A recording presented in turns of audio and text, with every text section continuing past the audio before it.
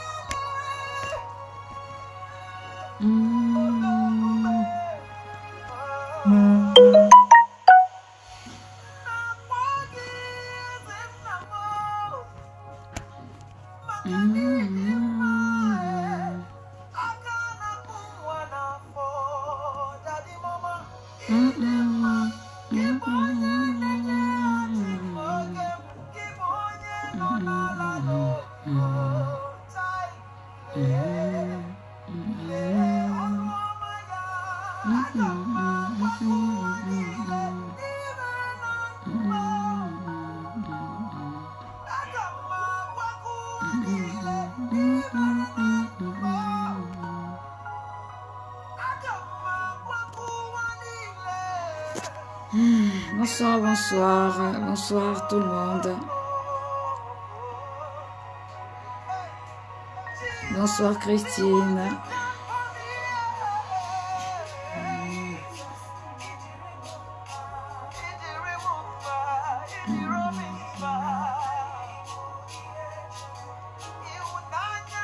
Bonsoir, sois béni, sois béni. Amen, amen, amen. Amen, que Dieu soit béni également. Amen.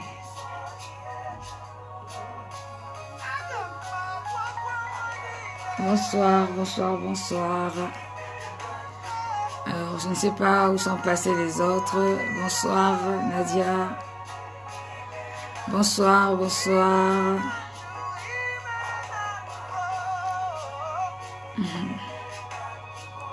Bonsoir, Pamela. Bonsoir Pamela, je vais essayer de prendre Pamela. Ajouter, voir si ça fonctionne. Ah, aucune réponse de la part de l'invité. Bon, d'accord, ok. Ok. Que Dieu soit béni. Alors, je continue le thème de la semaine dernière. Par la grâce de Dieu, bonsoir Laure Marot, sois béni, que Dieu vous garde, j'espère que vous allez bien. Je suis un peu fatiguée, mais bon, ça va aller par la grâce de Dieu. Ça va aller. Bonsoir prophétesse Belinda Kiponza, sois bénie, que le Seigneur te bénisse, qu'il bénisse ton ministère. Bonsoir. Alléluia, que Dieu soit béni. Alors, je suis un peu en retard ce soir, mais par la grâce de Dieu, j'ai réussi à me connecter après toutes les occupations. Bonsoir, homme de Dieu, Polo Ventura, soyez bénis. Bonsoir, Stéphanie. Bonsoir. On va commencer dans très peu de temps. Alléluia. Que Dieu soit béni,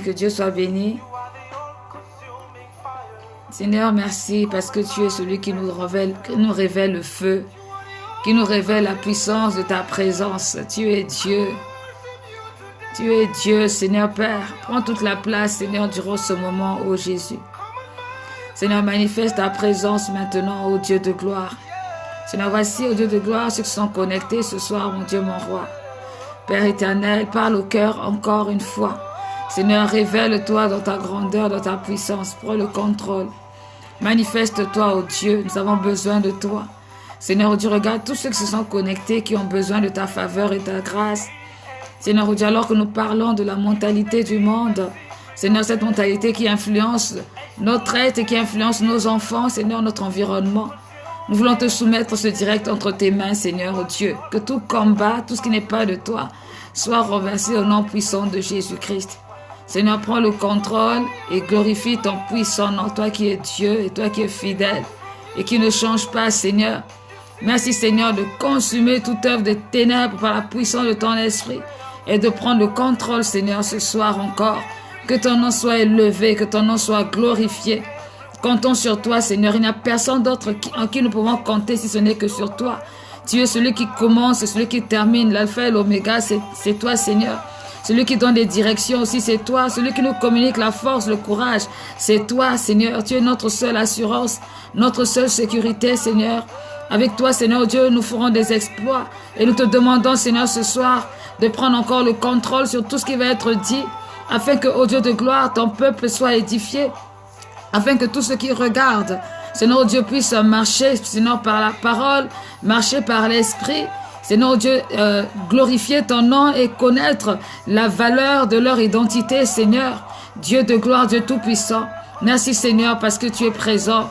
Tu es présent, Seigneur, en ce moment, tu es présent en ce lieu. Prends le contrôle, Seigneur des seigneurs, et agis. Ô Père, au nom de Jésus-Christ, nous te louons, nous te bénissons, Seigneur, ô Dieu, Père éternel. Que ton règne vienne, que ton règne vienne, que ton règne vienne ce soir. Père éternel, que quelqu'un soit libéré de la mentalité du monde. Que quelqu'un trouve des réponses, ô Seigneur, à ce qui va être dit ce soir. Encore une fois, Seigneur, ô Dieu, ce n'est pas, ô Dieu de gloire, un spectacle. Ce n'est pas, Seigneur, ô Dieu, pour passer du temps. Mais c'est pour parler de toi et favoriser le terrain qui va permettre à ta gloire de se manifester, Seigneur, dans la vie de tes enfants et de leur environnement, leur entourage. Oh Dieu, Seigneur, il n'y a que toi qui est notre sécurité. C'est vers toi que nous nous adressons ce soir. Élève-toi et agis, Seigneur, maintenant, et prends le contrôle, oh Dieu de gloire. Au nom de Jésus-Christ, nous te bénissons et nous te louons, nous te remercions encore d'avoir permis que nous puissions nous connecter, Seigneur Dieu, pour les opportunités que tu nous présentes, Seigneur, que ce soit, Seigneur, l'informatique, que ce soit le matériel, que ce soit le temps, Père éternel, tout vient de toi. Ta parole dit que toute grâce excellente vient de toi, Seigneur. Nous sommes reconnaissants car ce n'est pas un acquis, Seigneur, ce n'est pas un acquis, mais c'est parce que tu le permets. Alors prends place, Seigneur Dieu, glorifie ton nom et manifeste ta présence. Seigneur, maintenant même, au nom de Jésus-Christ, nous t'avons ainsi prié. Amen. Bonsoir ceux qui nous rejoignent. Bonsoir le pasteur Paul depuis le Burkina. Que le Seigneur te bénisse grandement. Merci, je reçois le courage au nom de Jésus. Bonsoir Elsa. Bonsoir, bonsoir, bonsoir. Que Dieu soit glorifié. Alors la semaine dernière, j'ai commencé un thème qui est très important pour notre époque actuelle, parce que il se passe beaucoup de choses autour de nous et on a besoin d'être enseigné, on a besoin d'être exhorté pour ne pas tomber dans les pièges du diable. Il se passe tellement de choses.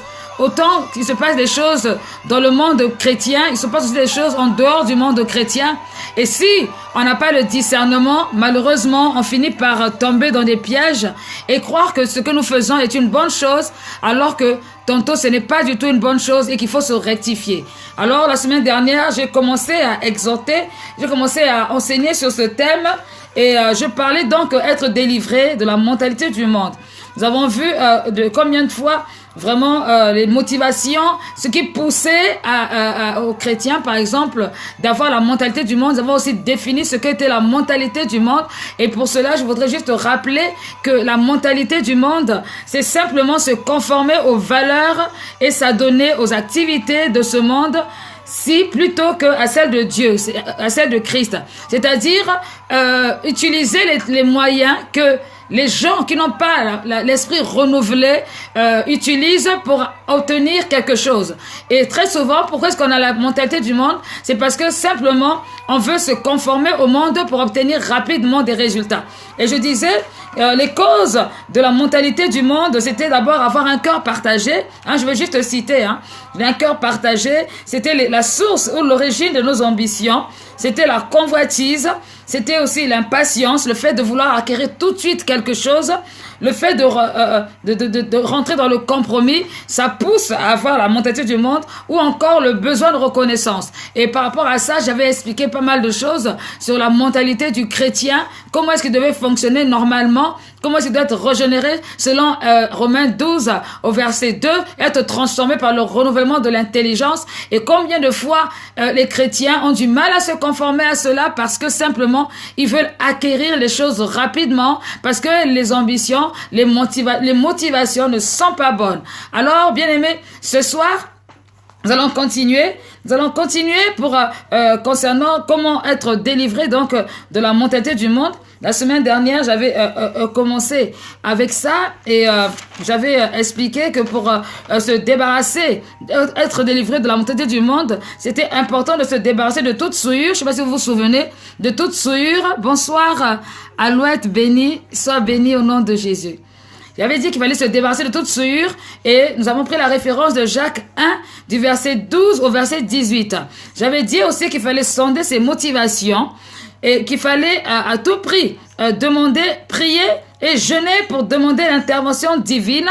Matthieu 7:7, demandez et vous recevrez. Celui qui demande, qui cherche à avoir la sagesse du Seigneur, celui qui cherche à avoir la mentalité du Saint-Esprit, si tu pries vraiment et que tu es honnête en vis-à-vis du Seigneur, le Seigneur te l'accordera. Parce que Dieu, tu peux demander quelque chose qui est juste et puis il ne te répond pas. Notre Dieu, il répond toujours. Et en ce qui concerne la sagesse, forcément, Dieu va manifester sa gloire au travers de cette sagesse qui va déposer au-dedans de nous. Donc, c'est vraiment important, bien aimé, c'est important de comprendre que la mentalité du monde, pour résister à la mentalité du monde, bonsoir Dania, sois béni au nom de Jésus, pour lutter, pour être délivré de la mentalité du monde, c'est important de prier, de jeûner. Pourquoi? Parce que lorsque nous prions et que nous jeûnons, nous exposons notre âme, nous exposons nos émotions, nous exposons, et à partir du moment où on expose, on cloue, en fait, on crucifie la chair, on crucifie le soi-même, et on commence à aspirer à ce que Dieu veut pour nous réellement. Bien aimé, c'est important vraiment de rentrer dans la dimension du jeûne et de la prière, parce que quelquefois tu peux avoir de la volonté, mais ta volonté n'est pas soumise, la volonté que tu as n'est pas soumise à la volonté de la chair. Donc, si tu te soumets, si tu pries, si tu jeûnes, le Saint-Esprit va faire son travail et au travers de cela, tu vas pouvoir assujettir tout ce qui t'emmène à vouloir briller inutilement sans avoir l'accord favorable de Dieu. Vous savez, Dieu nous appelle tous à des grandes choses. Maintenant, la définition des grandes choses, ça dépend de chacun par rapport à la vision que Dieu lui a donnée. Il y a des grandes choses qui peuvent être des petites choses pour d'autres personnes. Vous savez, certaines personnes, Dieu les a qualifiées, les a mandatées pour manifester sa gloire dans un domaine précis. Et ce domaine précis n'est pas similaire au domaine de quelqu'un d'autre. Mais comme on a envie forcément de ressembler à tout le monde, on finit par marcher, on marche même sur le territoire de quelqu'un alors que ce n'est pas l'endroit où le Seigneur t'a mandaté. Donc, c'est important de clouer, d'assujettir vraiment ses pensées à la Seigneurie de Christ, et pour cela, un moment de jeûne et un moment de prière vraiment permet de pouvoir arriver à ce stade-là. Et comme souvent on est dans ces périodes, le Seigneur permet que d'autres personnes qui ne savent même pas pourquoi nous jeûnons ou pourquoi nous prions, ne savent même pas au courant qu'on est en train de jeûner, ces personnes viennent nous parler, nous partager quelque chose qui en fait devient une réponse que le Seigneur donne ou apporte parce qu'on s'est soumis à sa parole. Donc ça c'est important. J'avais dit aussi qu'il était important donc de pratiquer la parole. Il était important de pratiquer la parole pour sortir de la mentalité du monde. Donc là, nous avons lu Jacques 1, verset 21. J'avais également parlé des mauvaises compagnies qui corrompent les bonnes mœurs. Faire attention à ses choix, parce que si tu as des mauvais choix, si tu as des fréquentations, si tu as des mauvaises fréquentations, malheureusement, ces mauvaises fréquentations risquent de te contaminer. Bonsoir, Anna Marchez. Sois bénie au nom de Jésus, que Dieu te bénisse. Donc, si tu as des mauvaises fréquentations, malheureusement, ces fréquentations peuvent t'influencer à un moment où tu es faible, à un moment où tu n'as pas de force, à un moment où tu as peut-être un besoin. Et malheureusement, à cause de cela, tu vas finir par adopter la mentalité du monde pour obtenir quelque chose. Donc, ça aussi, c'est important. Faire attention à ses choix, faire attention à ses fréquentations pour ne pas tomber, pour ne pas vivre dans la mentalité mentalité du monde. Il y avait aussi aimer Dieu par-dessus tout. Aimer Dieu par-dessus tout, ça veut dire quoi? Ça veut dire que en mettant Dieu à la première place, ben je décide en fait de conformer mes désirs à ce que Dieu veut pour moi. Et en faisant cela, je m'évite vraiment des problèmes. Je m'évite vraiment des soucis. Pourquoi? Parce que Dieu, il est celui qui nous aime. Il est celui qui a pour nous des projets de paix. Jérémie 29, verset 11. Dieu a pour nous des projets de paix et non de malheur. Donc, si je mets ma volonté en la soumettant au Seigneur, si je veux à tout prix aimer Dieu, si je veux plaire à Dieu, il y a des choses que je peux considérer comme urgentes. Mais Dieu peut me dire, attends, ce n'est pas urgent. Et donc, comme je suis régénéré, la mentalité du monde va partir, va me laisser et je vais avoir l'intelligence renouvelée, je vais adopter la pensée que Dieu veut que je puisse pratiquer. Donc ça aussi, c'est important. Pour être délivré de la mentalité du monde, c'est important d'aimer Dieu par-dessus tout, de mettre Dieu au plus haut niveau. Quand on dit qu'on adore Dieu, qu'on aime Dieu, ça veut dire que Dieu est l'alpha et l'oméga, le commencement et la fin. Tout ce que je fais, c'est en Dieu et pas en dehors de Dieu. Parfois, certaines personnes disent de ne pas être trop spirituel. Bien aimé, si tu es un chrétien, tu dois être spirituel. Si tu n'es pas spirituel, tu vas marcher par la chair. C'est pendant que les gens décident de ne pas être spirituels qu'ils pêchent le plus souvent. Quand on décide de ne pas être spirituel, c'est là où on a facilement le vocabulaire qui sort en dehors de la présence de Dieu. Quand on décide de ne pas être trop spirituel, on fait des choix ou parfois même quelqu'un, tu sais bien que ce choix que tu fais n'est pas bon, mais tellement que tu veux rapidement te marier, tu veux rapidement travailler, tu veux rapidement. Donc tu décides dans ton cœur de ne pas être trop spirituel pour ne pas assumer le choix que tu vas faire en espérant que c'est Dieu qui va apparaître pour venir te corriger. Bien aimé, ce n'est pas juste. Bien aimé, c'est important d'être spirituel. Celui qui est spirituel, il déclare que l'homme spirituel juge de tout. Il est même lui-même jugé par personne. Quand je parle d'être trop spirituel, ça ne veut pas dire qu'il faut, être légaliste. Être spirituel, ce n'est pas être légaliste. Être spirituel, c'est simplement considérer la parole de Dieu dans ce que nous faisons et faire en sorte que cela soit agréable au Saint-Esprit. Faire en sorte que cela puisse concourir vraiment à la volonté de Dieu et que ça puisse me faire du bien. Donc, c'est être trop spirituel. Si quelqu'un me dit que je suis trop spirituel de façon légaliste, là je comprends. Mais si c'est être trop spirituel parce que je demande au Seigneur de la manière dont je veux me conduire ou je veux même me vêtir, ça c'est pas être trop spirituel parce que Dieu nous parle d'une manière ou d'une autre. Dieu nous conduit d'une manière ou d'une autre. Bien aimé, plus tu as une relation avec Dieu, plus la relation va s'intensifier, plus Dieu voudra intervenir dans tout ce que tu fais. C'est pareil même dans les relations humaines. Plus tu es en intimité avec une personne, plus la personne aura le désir que tu puisses la faire intervenir dans ce que tu fais. Ben avec Dieu, c'est la même chose. Donc, il faut sortir un peu de cette culpabilité parfois qu'on met sur les frères, les sœurs ou encore d'autres personnes parce que simplement, on n'arrive pas à obtenir ou à rentrer dans la même intimité. Dieu peut intervenir dans tout. Bien aimé, Dieu a intervenu avec Abraham dans tout. Dieu a intervenu pour sa femme. Dieu a intervenu pour la femme d'Isaac.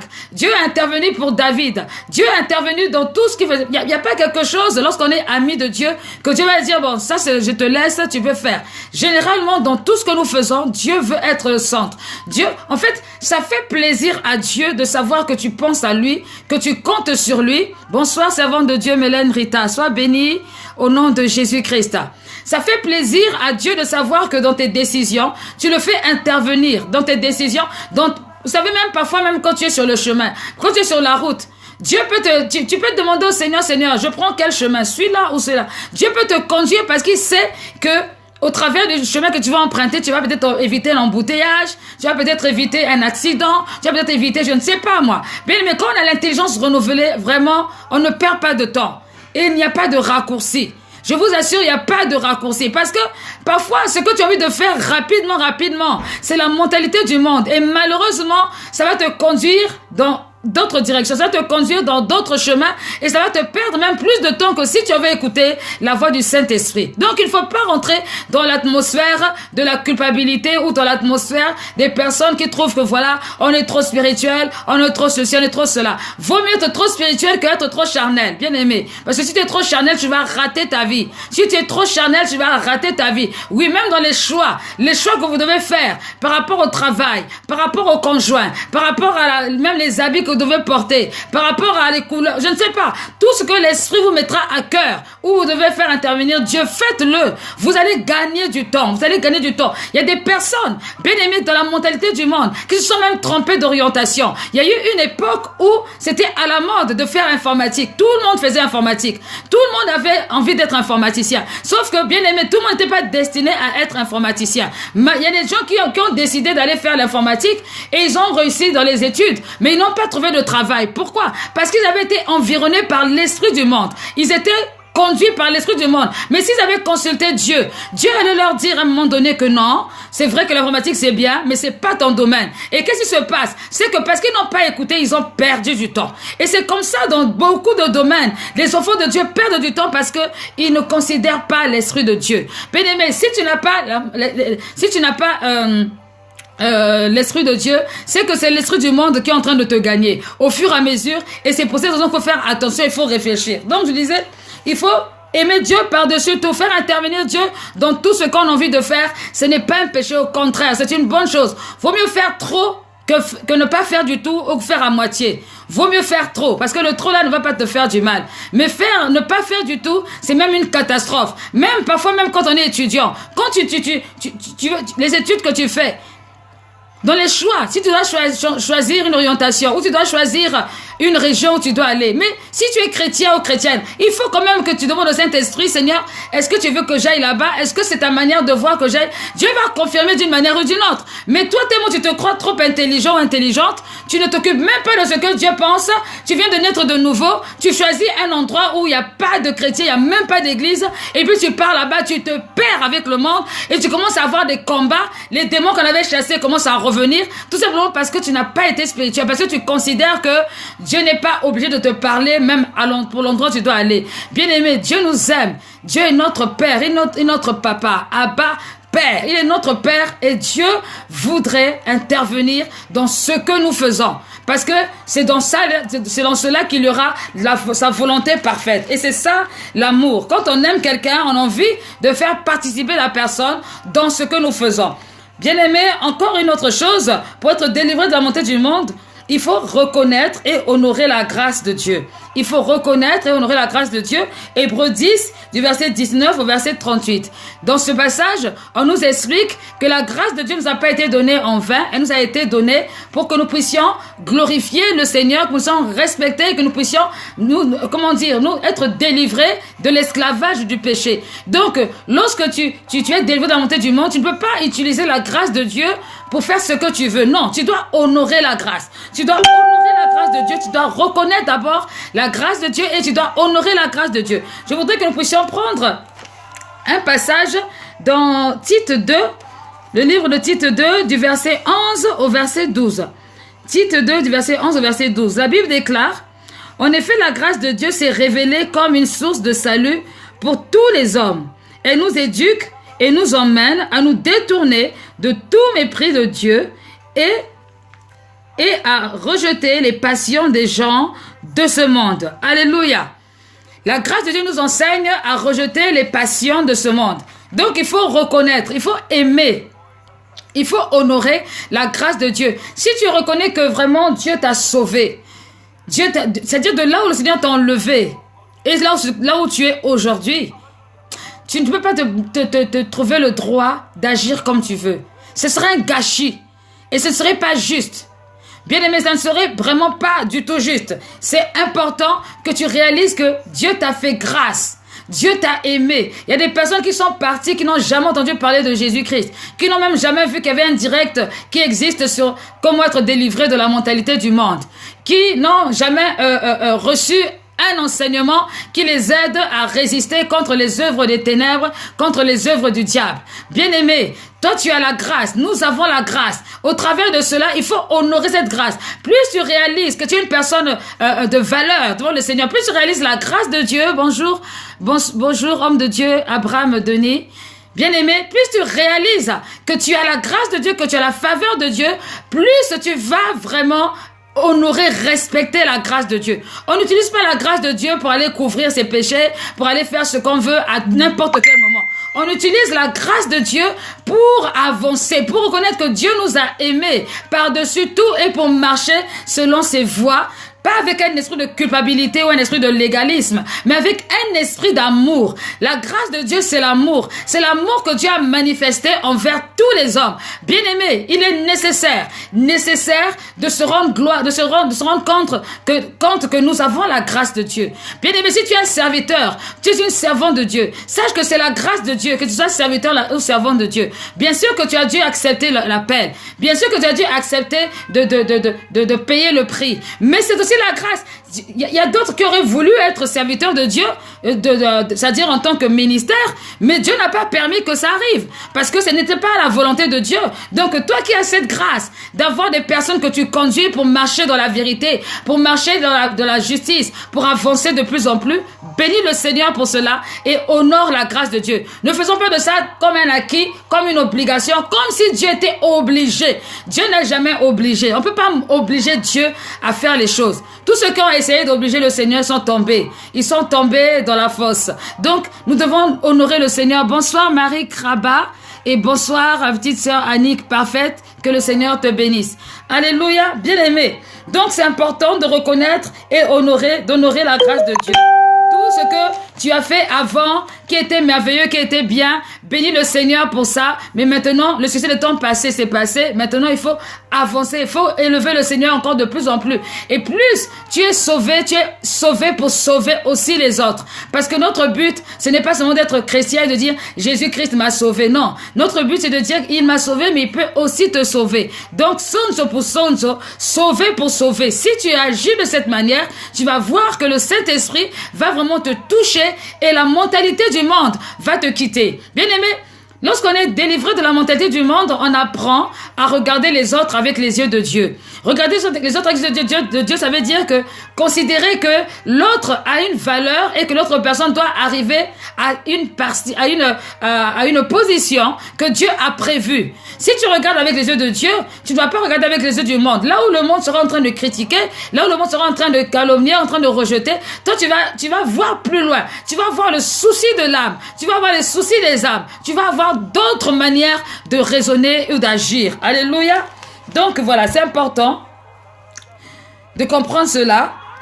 Autre chose, pour être délivré de la mentalité du monde, il faut décider de renverser les forteresses. Alors, c'est quoi les forteresses? Les forteresses, ce sont nos pensées.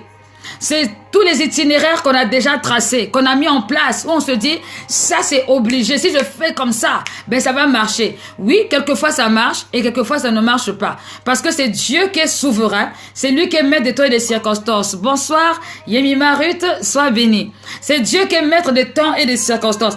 Bien-aimé, tu dois décider de renverser tes forteresses. Le Seigneur a dit dans sa parole que ces voies ne sont pas nos voies. Les voies de Dieu ne sont pas nos voies.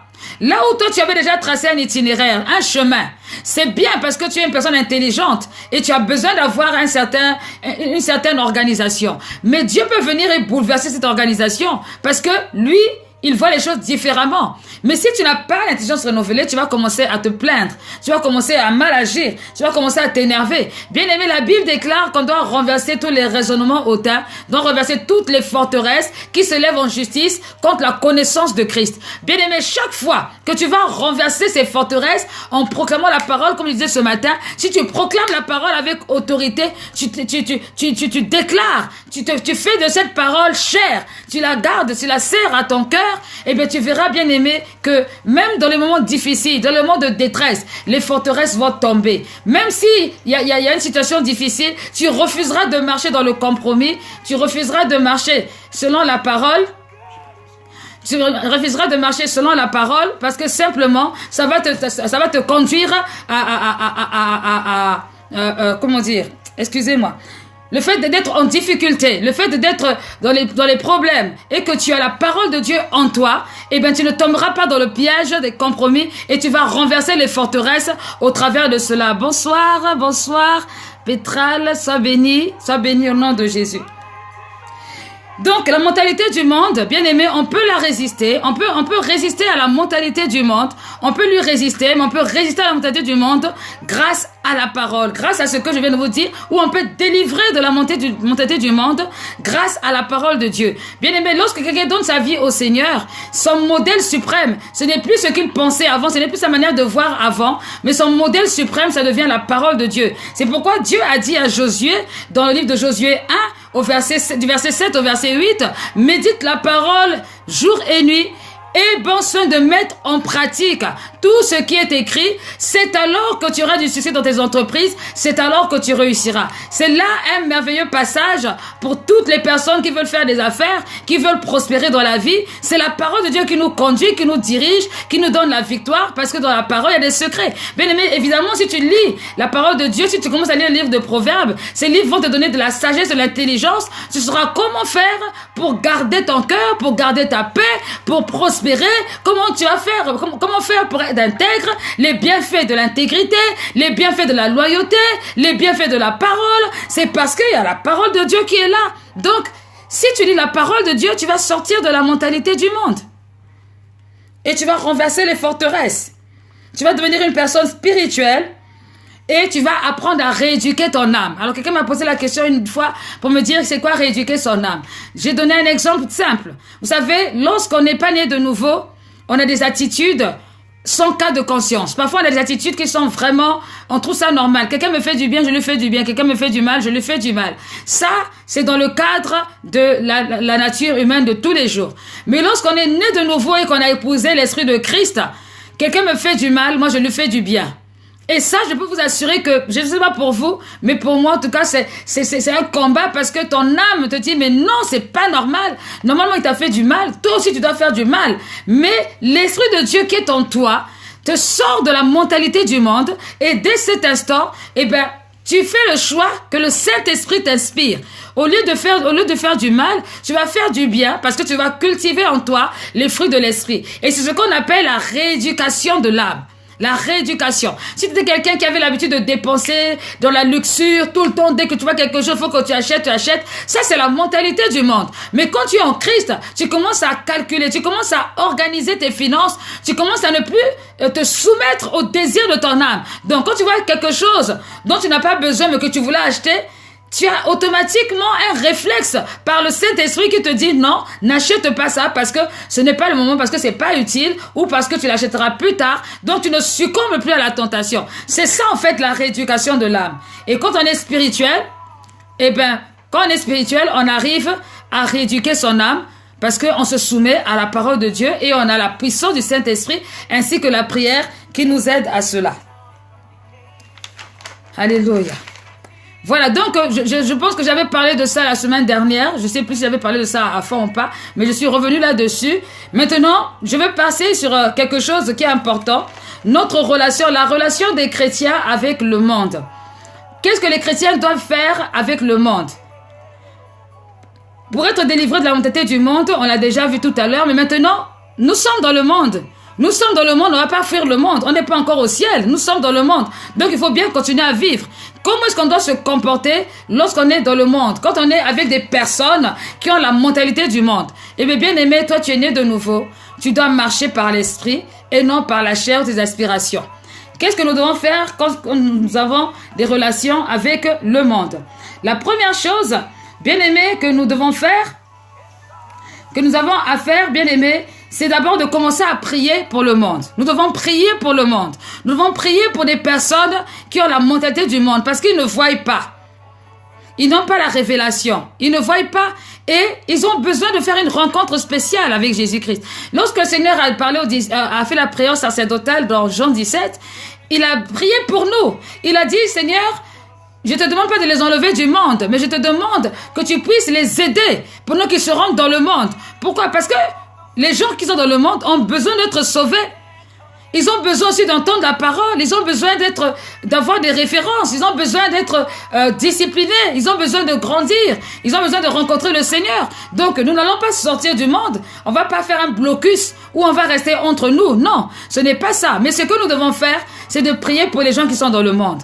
Nous devons prier pour eux, pour que le Saint-Esprit les touche. Et la Bible déclare dans le livre de Jean 3, dans le livre de Jean 14, pardon, que c'est le Saint-Esprit qui nous convainc de justice, de péché, de jugement. Jean 16. Le Saint-Esprit nous convainc de justice, de péché, de jugement. Une personne qui n'est pas convaincue de péché, vous pouvez tout dire, tout faire, la personne ne va jamais donner sa vie au Seigneur. Donc c'est notre devoir de prier pour les gens qui sont dans le monde, au lieu d'adopter leurs méthodes. Malheureusement, comme on le voit parfois dans certaines églises, on adopte les méthodes du monde pour avoir certains objectifs. Bien aimés, nous devons prier pour le monde. Dieu, il a beaucoup beaucoup d'astuces pour nous aider à manifester la puissance et sa gloire dans notre ministère ou encore dans notre vie chrétienne, dans notre vie de tous les jours. Tu n'as pas besoin de te conformer au siècle présent. Mais nous devons prier. C'est important de prier parce que si tu ne pries pas, tu vas manquer de vigilance, tu seras contaminé. Mais en plus, la personne qui est à la mentalité du monde ne va pas être transformée et ça va continuer à se dégringoler, ça va continuer à s'enfoncer davantage. Donc nous avons le devoir de prier pour le monde. Nous avons le devoir de prier pour le monde. Maintenant, ce qui est nécessaire de comprendre, c'est que la Bible nous dit de ne pas aimer le monde. De ne pas aimer le monde, et je reviens, ça ne veut pas dire de ne pas aimer les gens, non, c'est pas ça. Ce n'est pas de ne pas aimer les gens, vous allez dire de ne pas aimer la mentalité du monde. De ne pas aimer cela, parce que si tu aimes la mentalité du monde, ça va te contaminer et tu vas rentrer forcément dans le compromis. Et c'est quoi la mentalité du monde? Prenons la parole de Dieu dans... Là, normalement, vous commencez à connaître ce passage-là par cœur. Le livre de 1 Jean 2. 1 Jean 2.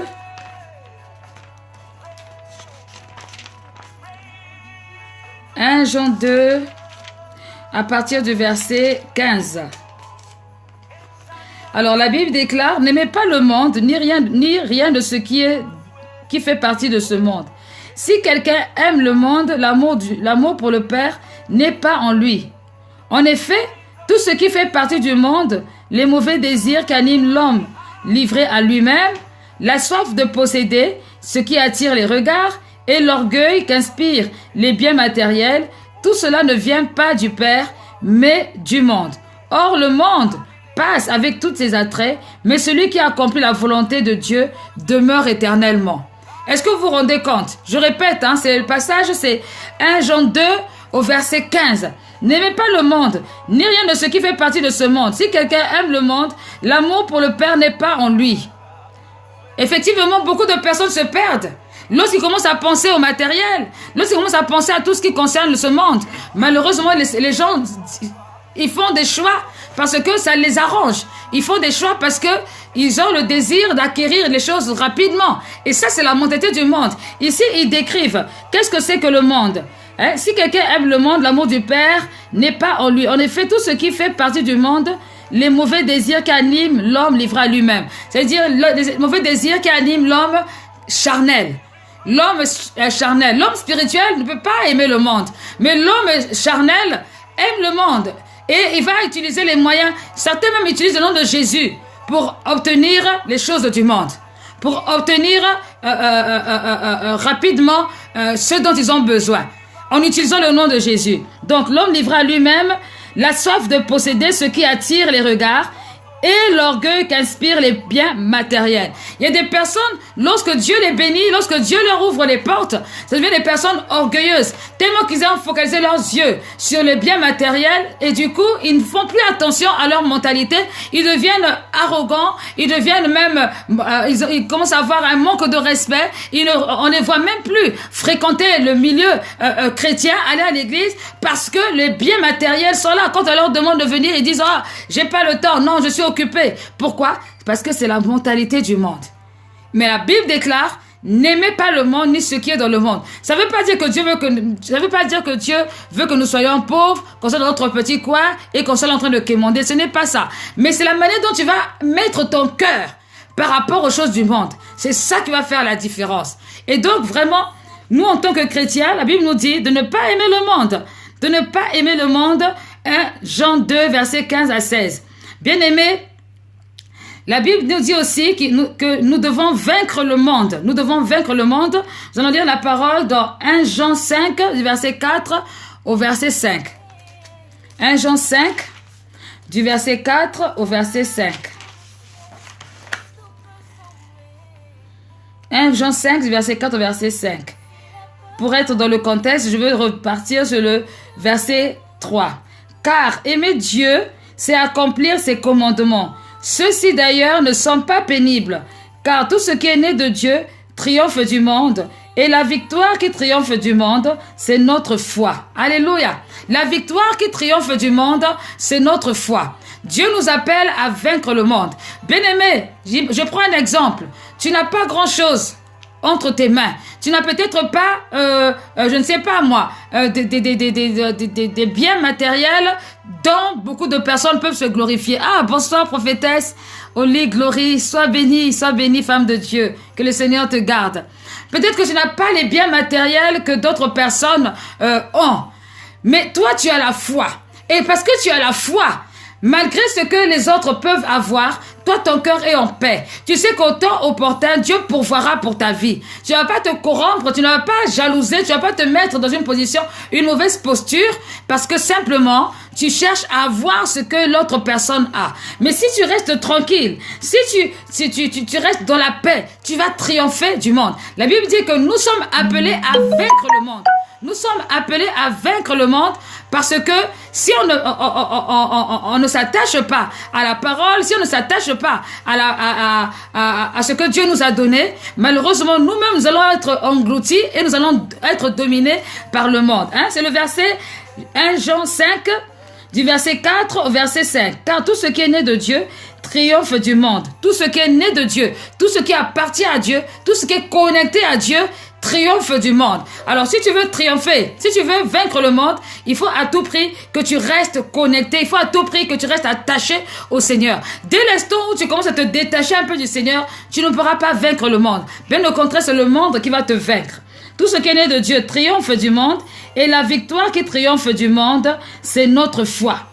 Qui en effet triomphe du monde? Celui-là seul qui croit que Jésus-Christ est le Fils de Dieu. Ah oui, parce qu'avec Jésus-Christ, en Jésus-Christ, nous avons tout. En Jésus-Christ, nous avons tout. Donc, notre relation avec le monde, nous ne devons pas aimer le monde, nous devons prier pour le monde et nous devons aussi vaincre le monde par notre foi. Et qu'est-ce que nous devons faire d'autre pour triompher du monde? Nous devons annoncer l'évangile. Nous avons le devoir d'annoncer l'évangile. Matthieu 24, au verset 14. Matthieu 24, verset 14.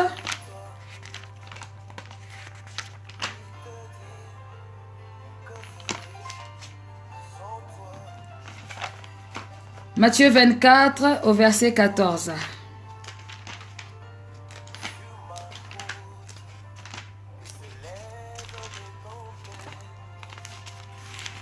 Alors, nous y sommes, la Bible dit: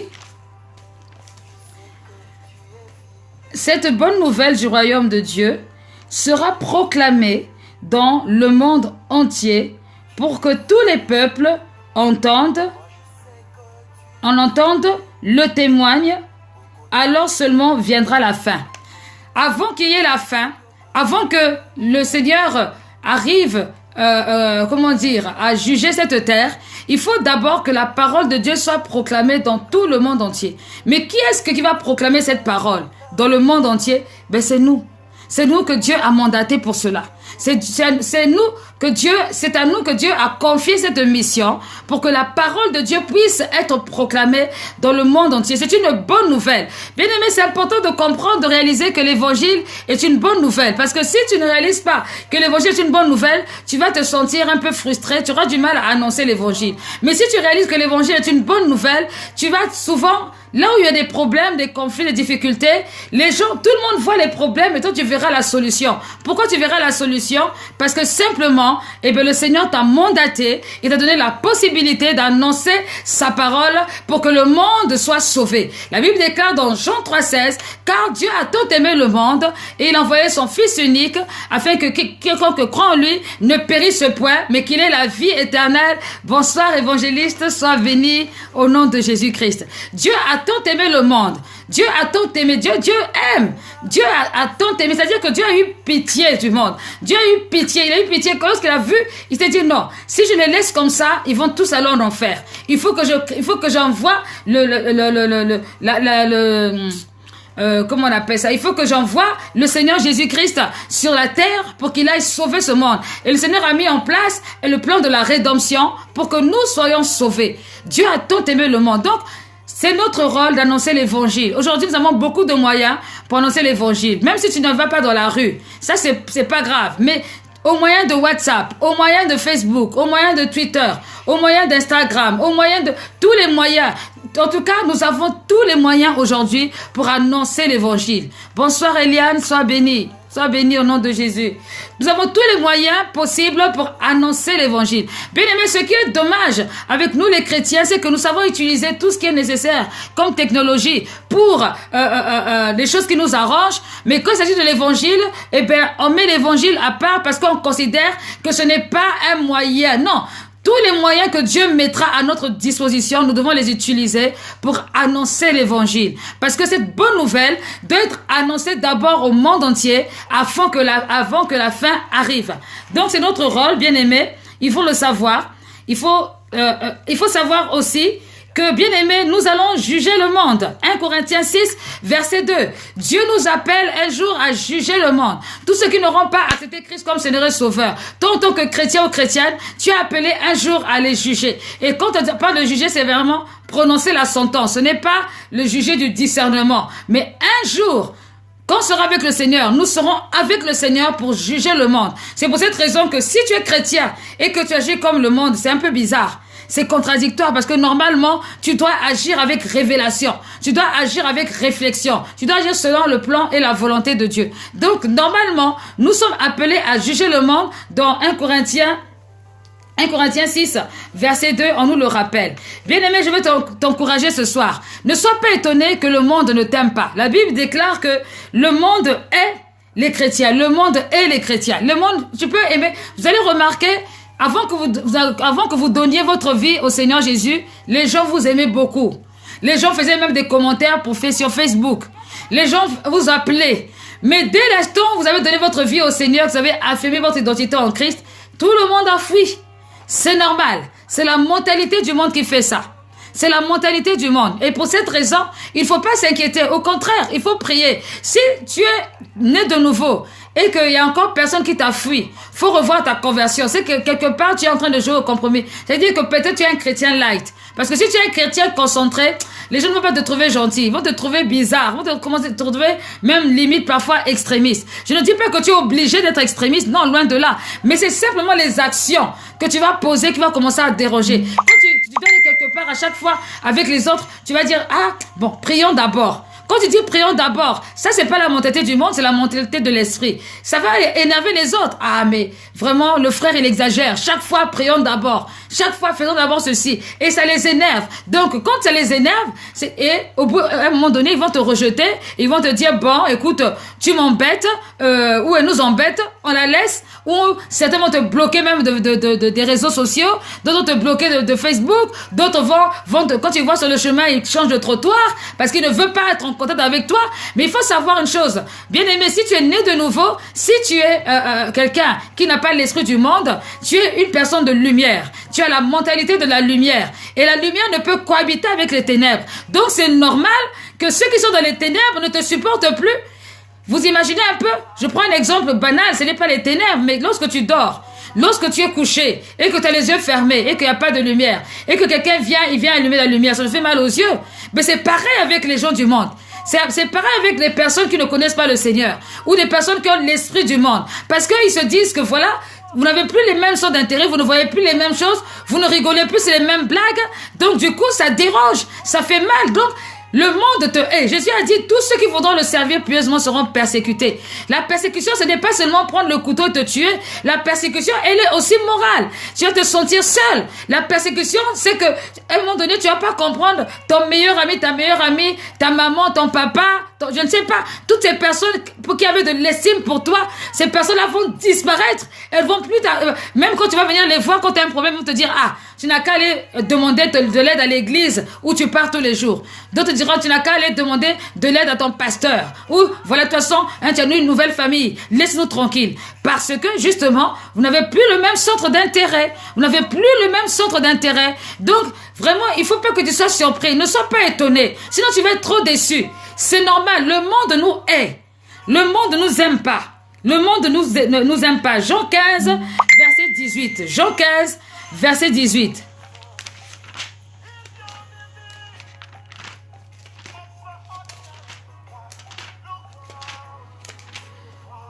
Jean 15 au verset 18 et après on prendra aussi Jean 17. Jean 15 au verset 18. Alors que dit la parole de Dieu? La parole de Dieu dit: si le monde a de la haine pour vous, sachez qu'il m'a haï avant vous. Si le monde a de la haine pour vous, c'est Jésus qui parle, sachez qu'il m'a haï avant, qu'ils m'ont haï avant vous. Le monde a haï Jésus-Christ avant vous. Si vous faites, si vous faisiez partie du monde, il vous aimerait parce que vous lui appartiendrez. Mais si vous n'appartenez pas au monde, parce que je vous ai choisi du milieu du monde, c'est pourquoi il vous poursuit de sa haine. Donc, il n'y a pas de surprise. Il n'y a pas de surprise. Tant que tu es dans le monde, ça passe. Quand tu sors du monde, ça ne va plus. Tu es lumière. Là-bas, c'est les ténèbres. Ça ne peut pas, vous ne pouvez pas cohabiter, ça ne peut pas marcher. Ça ne peut pas marcher. Donc, c'est important de réaliser ça. C'est important de le comprendre. Jean 17, verset 14.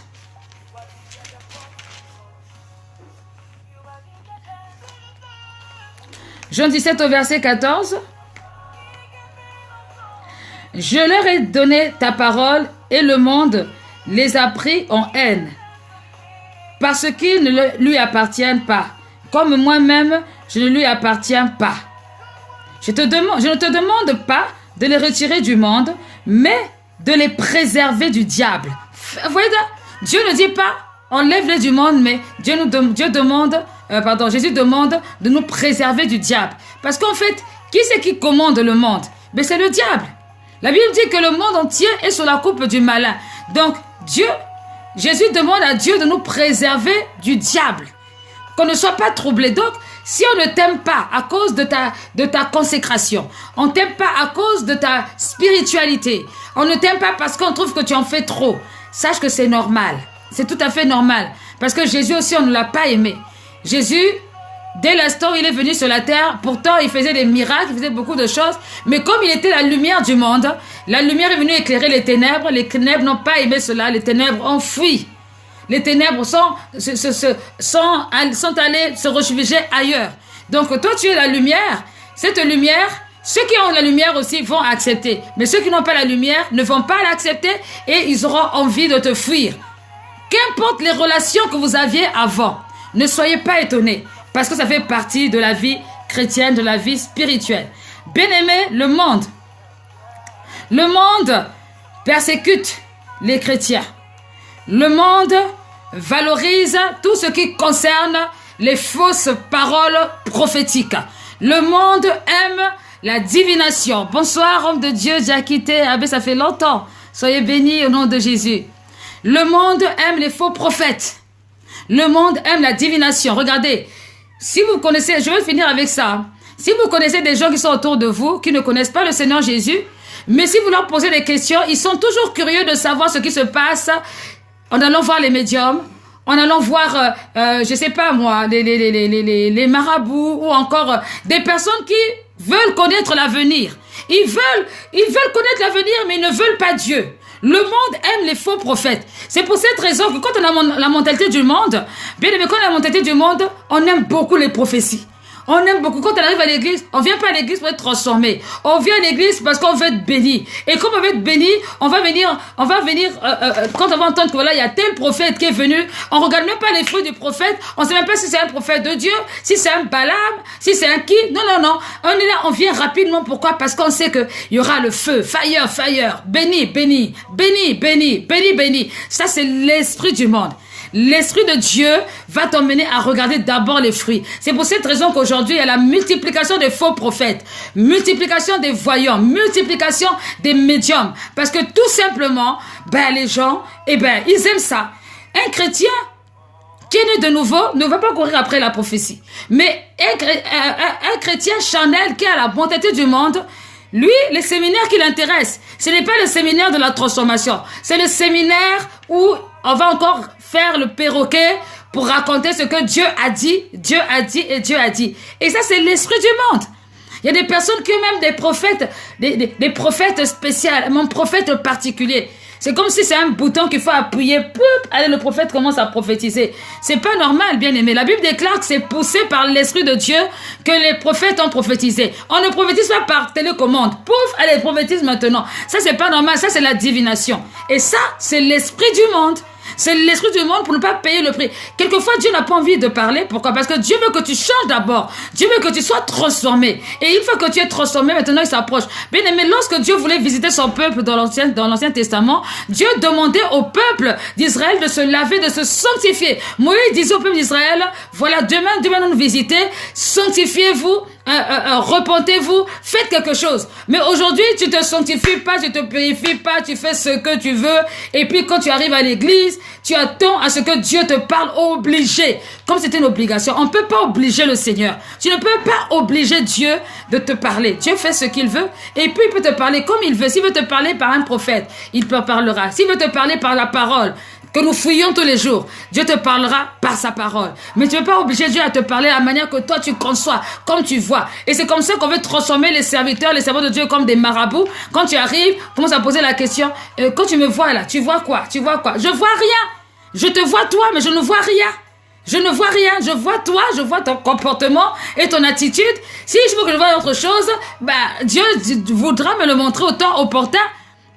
Mais il faut être dans la révélation de la parole de Dieu. Il faut de la révélation de l'Esprit de Dieu. Il faut sortir de la mentalité du monde. La mentalité du monde qui consiste à ne pas faire beaucoup d'efforts ou à utiliser tous les moyens pour obtenir quelque chose. Ce n'est pas bon. Trop de faux prophètes. Ou parfois il y a des vrais prophètes. Mais tellement qu'on leur met la pression, si ils ne disent pas quelque chose, on va considérer qu'ils n'ont pas l'onction. Franchement, moi, venez me voir, je vous assure que vraiment, si Dieu n'a rien dit, on va regarder la prophétie, la meilleure prophétie, qui est la Bible. Dans la Bible, il y a toutes les prophéties du monde. Et tu prends cette parole, tu te l'appropries, tu la proclames, et tu verras vraiment la gloire de Dieu. Il faut vraiment sortir de la mentalité du monde. Maman Elali, c'est vraiment ça. Il faut sortir de la mentalité du monde. Il faut sortir. Dans les derniers temps, beaucoup de voyants, beaucoup de faux prophètes, Pourquoi? Parce que la mentalité du monde, c'est maintenant tout de suite chrétien McDo, chrétien light. C'est léger, quoi. Tu ne pèses même pas dans la balance. Même l'autorité spirituelle devant le diable ne se manifeste pas. Pourquoi? Parce que, je vais ça tout de suite, maintenant et tout. On veut utiliser des raccourcis pour avoir des choses. Même dans l'appel de Dieu, les gens veulent l'utiliser dans la mentalité du monde. Bien aimé. Je connais des personnes dont le comportement n'était pas forcément agréable au Seigneur. Et encore moins agréable à moi qui suis un peu parfois carré. Des personnes qui parfois viennent dans les églises et ils se disent que voilà, comme ils arrivent dans l'église, comme s'ils prenaient l'église comme la NPE. Quand tu vas dans l'église, tu es obligé de faire quelque chose comme c'était la NPE. Donc, quand ils viennent là, ils attendent. Le comportement n'est pas transformé. Le cœur n'est pas transformé. Des fois même, la personne même arrive en retard. Des fois même, la personne n'a pas de respect, n'a même pas de considération pour les valeurs des choses de Dieu. Mais, en tout cas, ces personnes trouvent que non, faut qu'elle évolue, quoi. Mais tu vas évoluer dans quoi? Tu vas évoluer comment? Tu as la mentalité du monde. Parce que celui qui a la mentalité de l'esprit, qui a la mentalité de Dieu, considère les choses de Dieu avec respect. Et quand il se présente devant le Seigneur, il se présente avec respect. Quand il vient à l'église, c'est avec respect. Mais toi, c'est même pas ça. C'est tout de suite râpé. Voilà, chrétien micro-ondes. Bien-aimé, pardon, excusez-moi. Je ne suis pas en train d'insulter quelqu'un, mais j'explique seulement les circonstances, ce qui se passe dans le monde. On veut ramener ça dans l'église et ça crée des dégâts. Et on a des personnes qui n'ont pas été transformées, régénérées. Et puis tout à coup, soudain, au bout de 3 ans, quand ils voient que les choses n'ont pas évolué, et puis ils sortent, ils s'en vont, ils disent, bon, moi je veux faire mon église. Moi je veux faire mon ceci, moi je veux faire mon cela. C'est la mentalité du monde. On veut tout de suite maintenant. Aujourd'hui, l'école biblique. Il y en a qui nous diront, j'ai pas besoin de l'école biblique parce que le Saint-Esprit a dit, il nous enseignera toutes choses. Ça, c'est la mentalité du monde. Ce n'est pas le Saint-Esprit qui te dira que non, tu sais, dans le livre de la Bible, il y a 66 livres.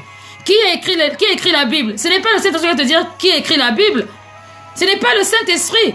Donc, à un moment donné, il faut être patient, il faut accepter de passer les étapes.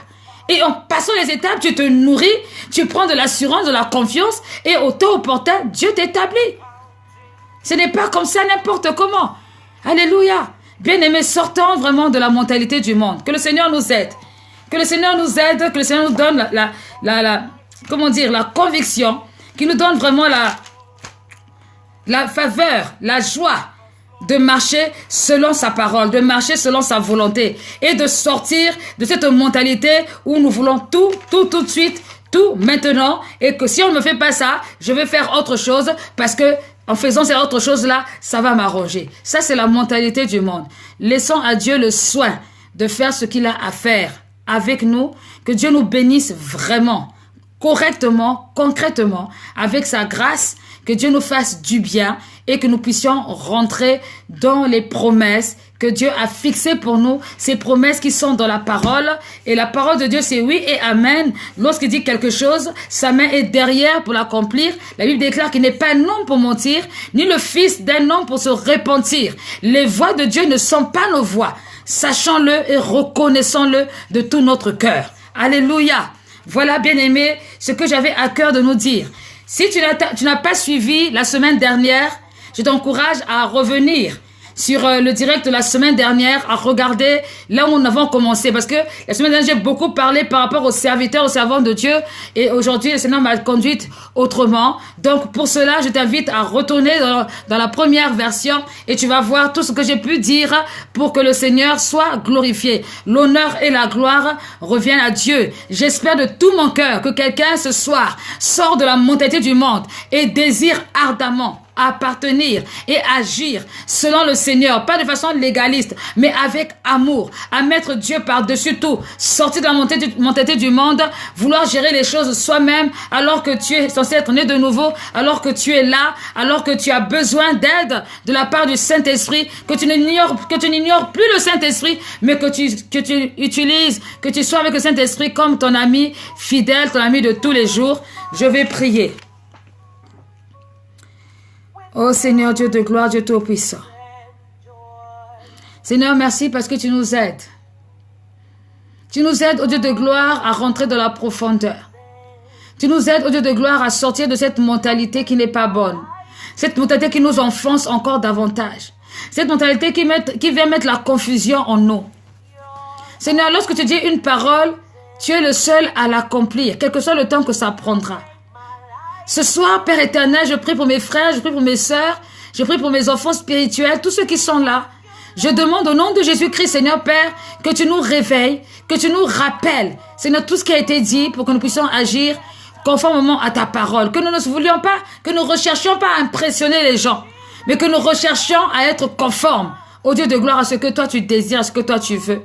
Seigneur, aide-nous. Aide-nous à reconnaître la grâce et à honorer la grâce. Aide-nous à reconnaître que tout vient de toi et nous devons t'offrir ce que ta main nous a donné. Seigneur, aide-nous par ta puissance. Aide-nous par ta présence. Seigneur, sans toi, nous ne pouvons rien faire. Et bénis quelqu'un qui avait des difficultés ce soir, qui avait du mal, ô Dieu de gloire, à agir par l'Esprit.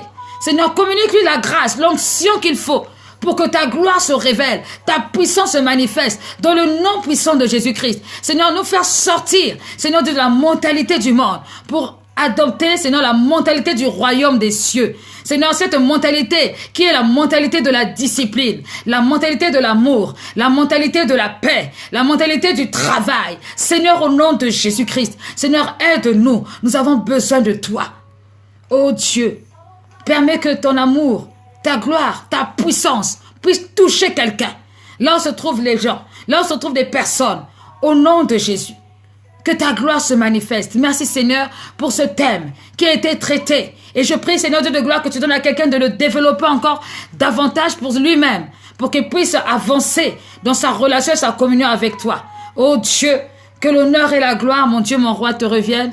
Toi qui es fidèle et bon, dans le nom puissant de Jésus-Christ, nous t'avons ainsi prié. Amen. Amen, amen, amen. Que le Seigneur nous bénisse. Je vous souhaite une bonne nuit, je vous souhaite une bonne soirée et que la main de Dieu soit sur chacun d'entre vous, que Dieu bénisse vos familles, qu'il bénisse votre travail, qu'il vous bénisse totalement. On est ensemble et si tu n'es pas encore né de nouveau, Jésus-Christ t'aime, donne ta vie au Seigneur Jésus-Christ, c'est le moment. Ne regarde pas seulement, mais sache que Dieu veut te parler et j'utilise ce moment aussi pour annoncer la bonne nouvelle, pour dire que Jésus t'aime et que Jésus a un plan pour toi, quel que soit ton âge, tu peux encore te tourner vers lui aujourd'hui et sa gloire va se manifester dans ta vie. Que le Seigneur nous bénisse. Au nom de Jésus-Christ, j'ai ainsi prié. Amen.